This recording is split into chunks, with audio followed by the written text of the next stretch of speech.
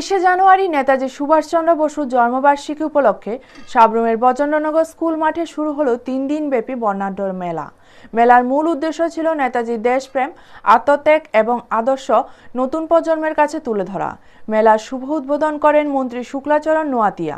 বিশেষ অতিথি হিসেবে উপস্থিত ছিলেন সাবরুমের প্রাক্তন বিধায়ক শঙ্কর রায়, জেলা সভাপতি দীপক দত্ত এবং মহকুমা শাসক সুমন রক্ষিত সহ অন্যান্য বিশিষ্টজন।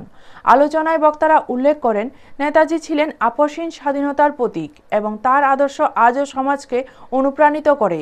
মেলায় সাংস্কৃতিক অনুষ্ঠান, আলোচনা সভা ও বিভিন্ন স্টলের মাধ্যমে দেশাত্মবোধক ও ঐতিহ্য চেতনা ছড়িয়ে দেওয়ার চেষ্টা করা হয়েছে। স্থানীয় মানুষদের স্বতঃস্ফূর্ত অংশগ্রহণ মেলাকে আরও উৎসবমুখর করে তুলেছে। ব্যুরো রিপোর্ট, নিউজ তৎকাল 24। ৭৭ বছর আমাদের ভারতবর্ষ আজকে স্বাধীন হিসাবে আমরা সকলেই বসবাস করছি। আজকে সারা পৃথিবীর সঙ্গে যদি তুলনা করে বা সারা ওয়ার্ল্ডের সঙ্গে যদি আমরা আজকে তুলনা করি,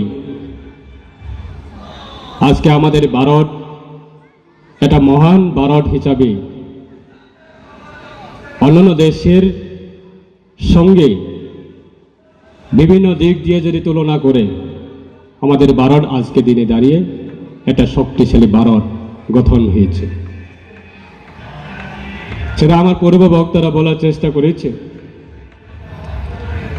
আজকে আমরা যার বলিদানে, যাদের অবদানে, যাদের সংগ্রামে আজকে আমরা স্বাধীন হিসাবে আমরা বসবাস করছি, স্বাধীনতা পেয়েছি। নেতাজি সুভাষচন্দ্র বসুর উনি মাত্র 48 বছর বয়সে উনি